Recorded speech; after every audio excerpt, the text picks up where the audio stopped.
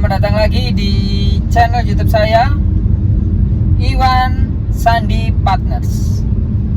Oke, hari ini saya baru selesai sidang di Pengadilan Agama Sidoarjo. Kebetulan hari ini agendanya adalah saksi atau pembuktian. Pembuktian itu bisa berupa surat dan saksi. Nah, seperti itu. Kebetulan tadi saya ajukan dua-duanya. Pembuktian saya berupa surat diterima dan saksi juga sudah diperiksa dan diterima kedua-duanya. Karena saksi kan minimal 2 orang ya, jadi diperiksa dua-duanya. Saya ajukan 2 dan diperiksa dua-duanya dan selesai. Oke, sekarang saya OTW menuju kantor pulang. Oke, sebelum saya lanjut video ini, tolong di subscribe, di like, di komen, dan di share video ini. Oke ya, sembari saya pulang, OTW pulang, saya sedikit menyampaikan sedikit, memberikan informasi tentang edukasi hukum.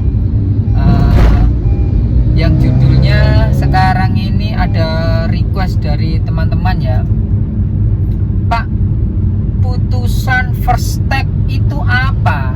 Nah, ada yang menanyakan seperti itu, Pak, putusan first step itu apa? Oke, akan saya bahas ya, apa itu yang dinamakan first step. Nah, itu karena ya hari ini kebetulan hari ini sidang saya juga diputus secara first step, makanya saya menyempatkan membuat konten tentang apa itu putusan first step. Jadi seperti ini ya, para sahabat YouTube. Jadi seperti ini, putusan pengadilan itu ada beberapa kan. Yang saya bahas ini adalah putusan first step. Sebelum video ini sudah saya bahas bagaimana tata cara melakukan persidangan, bagaimana urutan persidangan, bagaimana rumitnya persidangan itu, dan bagaimana panjangnya agenda-agenda persidangan itu. Nah, sudah saya bahas di video-video saya sebelumnya. Nah, kali ini saya akan membahas apa itu first step. Nah, jadi mohon maaf ya kalau videonya agak sedikit terganggu oleh suara-suara yang lainnya, safety belt ya, karena saya nggak pakai, karena saya nggak seberapa, bukannya saya nggak taat hukum ya, tapi saya kalau pakai safety belt itu nanti nggak bisa leluasa rasanya. Tapi saya tetap berhati-hati di jalan dan tetap fokus serta menyiapkan serta bisa ngobrol lewat YouTube saya ini dan bisa menemani saya, sahabat-sahabat YouTube ini, selama perjalanan saya menuju ke Surabaya. Jadi gini ya, putusan first step itu adalah putusan yang tidak dihadiri oleh salah satu pihak. Siapa pihak ini? Ya pasti tentunya lah pihak tergugat tidak hadir, itu yang dinamakan putusan first step. Nah, Pak, bagaimana caranya kalau kita mendaftarkan biar putusan itu first step? Ya nggak bisa. Putusan first step itu jadi seperti ini ya. Mungkin saya akan jelaskan lebih awam dan dasarnya ya. Jadi kan kita menggugat nih di pengadilan ya, menggugat cerai. Kita gugat, kita lengkapi syarat-syaratnya. Sudah ingat semua kan? Pasti tahu lah ya, di video saya pasti saya singgung tentang syarat-syarat mendaftarkan gugatan.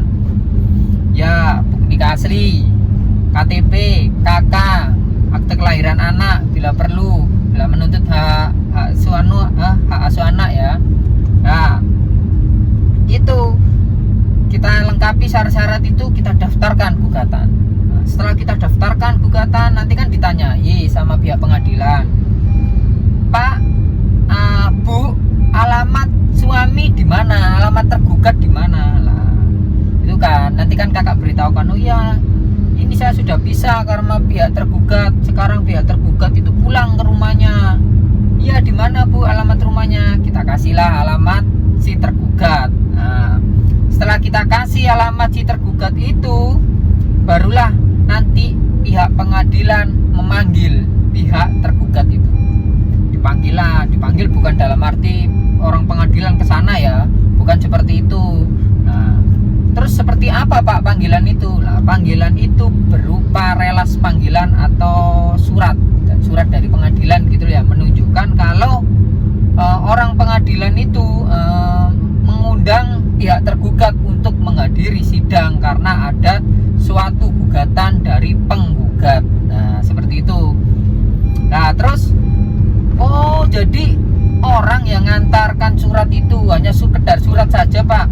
Bagaimana kalau alamat itu saya palsu Pak? Nah, ada beberapa yang menanyakan ke saya seperti itu. Gimana Pak kalau saya palsu? Kan nggak masalah Pak. Oh ya, yang ngasih kan kurir. Nah, kan kurirnya itu nggak tahu. Nah, jangan salah. Nah, ini harus kita garis bawahi. Ya kalau maunya ringkes ya seperti itu. Tapi ya nggak boleh. Jangan salah juga. Yang mengantarkan itu bukan orang kurir dari contohnya ya kayak JNE, terus kantor pos atau Tiki atau apa, yang kurir-kurir yang ditujukan emang untuk mengantar suatu barang atau dokumen, bukan seperti itu. Bukan pengadilan itu bukan bekerja sama dengan pihak-pihak itu. Nah, karena pihak pengadilan sendirilah, nah ini pihak pengadilan sendirilah yang memberikan panggilan relas itu ke pihak tergugat. Lewat siapa? Lewat kurir dari pengadilan. Nah, jadi jangan salah, jangan nggak semudah itu. Kasihlah alamat ini, nggak semudah itu. Karena apa? Karena yang pertama, yang mengantar itu pihak pengadilan langsung. Nah, datanglah ke alamat yang dituju ya. Pihak pengadilan itu menanyakan, apa benar ini rumahnya si X? Oh iya benar si X. Nah, ditanyai si X-nya mana? Nah, jadi di situ ada suatu pertanyaan-pertanyaan dan ada ibaratnya kayak surat pemberitahuan kalau itu diterima oleh siapa.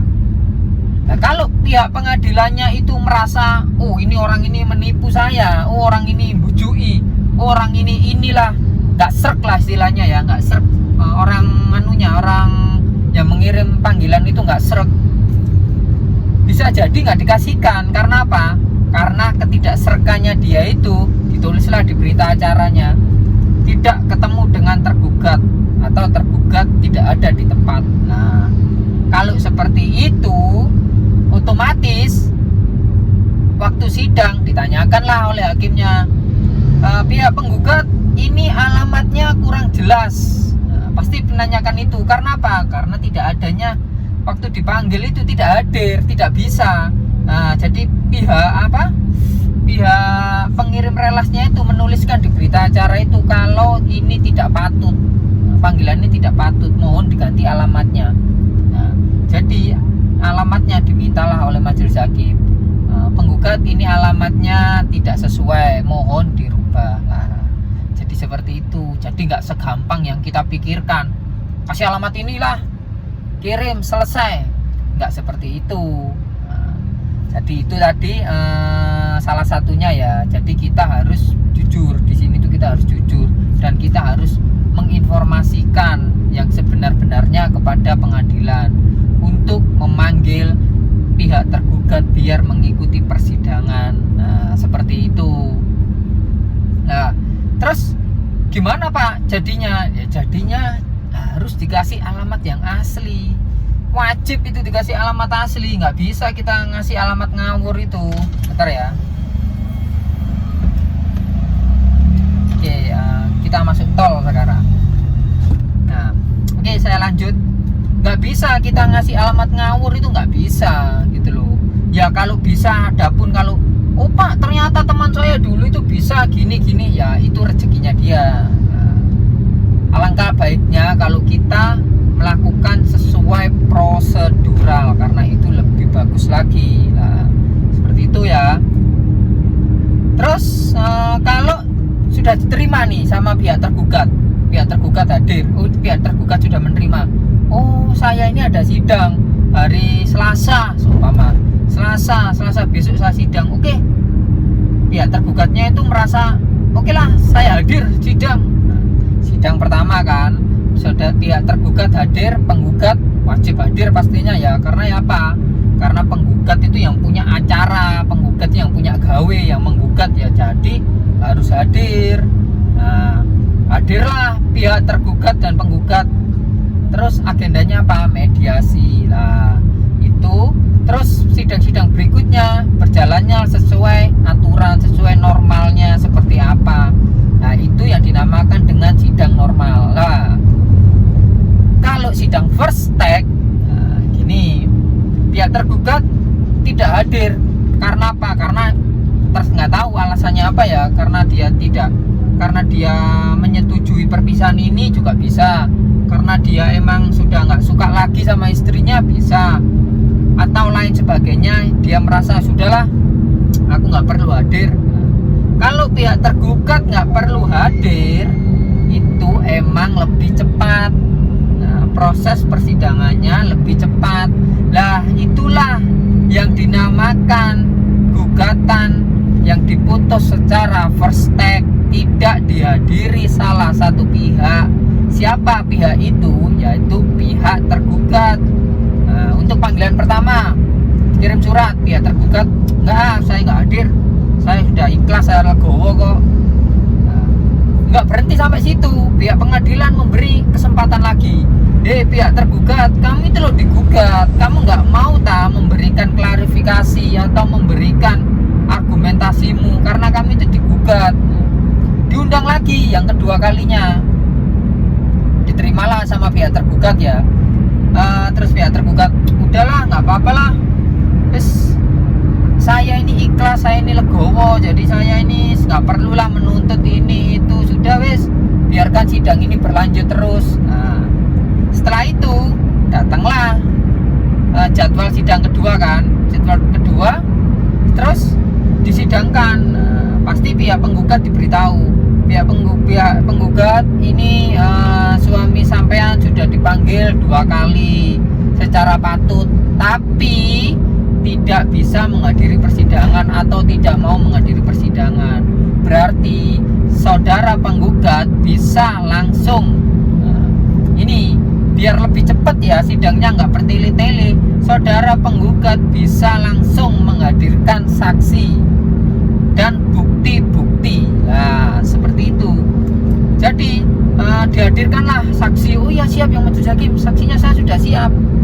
Dihadirkanlah saksi. Nah, sebelum itu saksi sudah saya jelaskan lah ya di video-video sebelumnya, siapa saja yang berhak dan menjadi saksi, siapa saja yang berhak menjadi saksi di dalam persidangan. Nah, itu sudah saya bahas.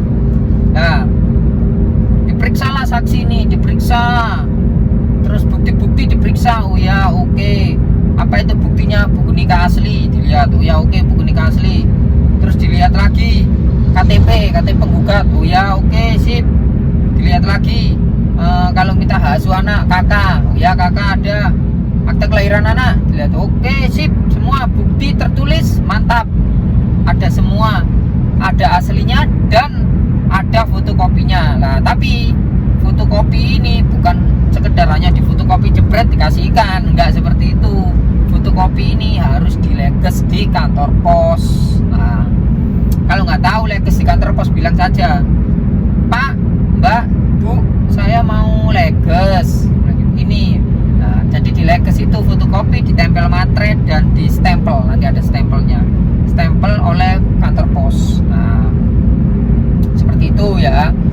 Bukti itu siap, saksi diperiksa oke juga. Nah, pada hari itu juga akan diputus oleh yang mulia. Nanti ditanyakan kepada pihak penggugat. Pihak penggugat ini sudah semua mungkin ada suatu kesimpulan. Nah, tuh ditanyakan, kalau memang nggak ada ya nggak ada yang mulia, sesuai dengan isi gugatan saya. Oke, berarti dibacakan semua isi gugatan saudara penggugat, dibacakan gugatannya semuanya. Oke, selesai, diketok palu. putusan itulah yang dinamakan putusan first take. Jadi putusan first take itu tidak dihadiri salah satu pihak, yaitu pihak tergugat.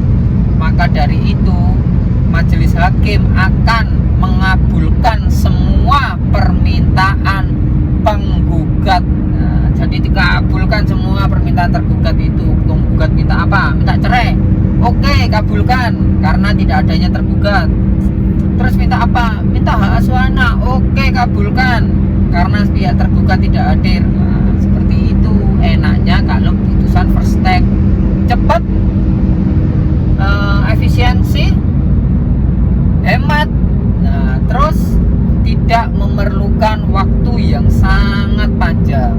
Itulah enaknya kalau putusan first take. Nah, jadi seperti itu ya penjelasan dari putusan first take.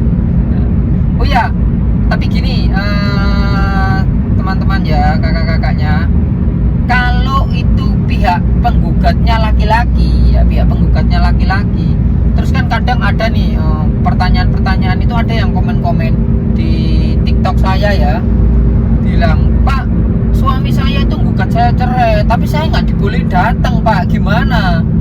Biar cepat sidangnya katanya. Terus saya ini hadir atau enggak, Pak, yang benar? Nah, oke ya, harus bisa digarisbawahi ya. Kalau penggugatnya adalah laki-laki ya, usahakan pihak tergugat, yaitu yang perempuan itu, usahakan kalau bisa datang. Kenapa kok saya menyarankan datang? Karena kalau kakaknya datang, kakak akan mendapatkan masa idah, mut'ah, atau nafkah anak. Nah, itu bisa mendapatkan. Atau kakaknya kan punya anak, loh saya digugat tapi saya itu ingin mendapatkan hak asuh anak saya. Datang saja, jangan malah nggak datang. Iya, kalau nggak datang itu emang lebih cepat, tapi hak-hak seorang perempuan itu tidak didapatkan sama sekali. Kakaknya tidak akan mendapatkan nafkah, tidak akan mendapatkan mut'ah dan lain sebagainya yang ingin kakak perjuangkan sebagai seorang wanita. Nah, seperti itu. Jadi kalau bisa datang, tapi kalau kakaknya udahlah Pak, saya ini masa bodoh dengan itu semua, saya nggak dapat masa idah, yo wis, saya nggak dapat mut'ah, yo ben, nggak ngurus, ya nggak masalah ya. Kalau seperti itu ya itu kan haknya kakak. Tapi alangkah baiknya kalau dihadiri persidangan itu. Biar apa? Biar hak-hak kakaknya tercover oleh pihak pengadilan, sehingga kakak mendapatkan hak-hak kakak secara penuh di dalam persidangan. Seperti itu. Nah, kalau yang laki-laki digugat, hadir maupun tidak, ya itu terserah pihak laki-lakinya. Kalau laki-lakinya hadir, ya proses persidangan itu makin lama. Kalau pihak laki-lakinya tidak hadir, maka proses persidangan itu cepat selesai dan diputus secara first take. Oke, seperti itu penjelasan dari saya ya. Mungkin sudah terlalu panjang ini penjelasannya. Mungkin semoga saja bisa dipahami ya dari penjelasan saya ini. Oke ya, buat teman-teman semuanya, jangan lupa juga di follow ya TikTok saya, karena di situ saya juga memberikan video-video tentang suasana pengadilan, terus kisi-kisi dari gimana sidang itu. Nah, saya jelaskan di situ. Kakak bisa follow, terus bisa di like, terus kakaknya bisa di komen sesuka hati, silahkan, saya welcome di situ. Terus jangan lupa juga di follow IG saya, Iwan _Sandi_Partners. Nah, itu IG saya ya. Kalau TikTok saya tadi itu Iwan Sandi Pangarso 4, itu TikTok saya. Kalau yang IG yang tadi ya, nanti saya cantumkan lah di sini, di video ini saya cantumkan, biar nanti kita bisa komen-komenan, kita bisa sharing ya, nambah pertemanan, nambah persaudaraan. Nah, Dan jangan lupa, ini juga yang terpenting, jangan lupa di subscribe video saya ini, di like, di komen juga boleh, dan jangan lupa video saya, konten-konten saya bisa di share ke teman-teman, siapa tahu ada yang membutuhkan. Nanti kan bisa melihat video saya, oh ya ternyata seperti ini. Seperti itu ya. Oke, saya akhiri video saya kali ini. Semoga kita semua sehat selalu dan diberikan keselamatan oleh Allah Subhanahu wa Ta'ala untuk menjalankan setiap aktivitas kita, dan kita selalu diberikan rezeki yang banyak, rezeki yang halal, dan salam sejahtera buat kita semua. Saya akhiri. Wassalamualaikum warahmatullahi wabarakatuh. Selamat jumpa, selamat see you, dan selamat berjumpa lagi di konten-konten saya selanjutnya. Oh ya, kalau mau request itu ya, kalau mau request saya membahas apa, langsung saja di komen. Insya Allah nanti saya buatkan kalau saya ada waktu senggang, pasti, dan insya Allah harus saya buatkan nanti, buat biar kita semua tahu ya, biar kita semua tahu dan biar kita semua paham. Oke, saya akhiri.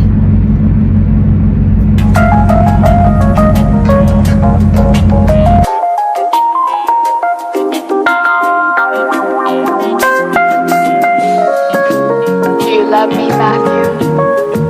I do. Honestly? Yes. Secretly, but honestly. No more secrets.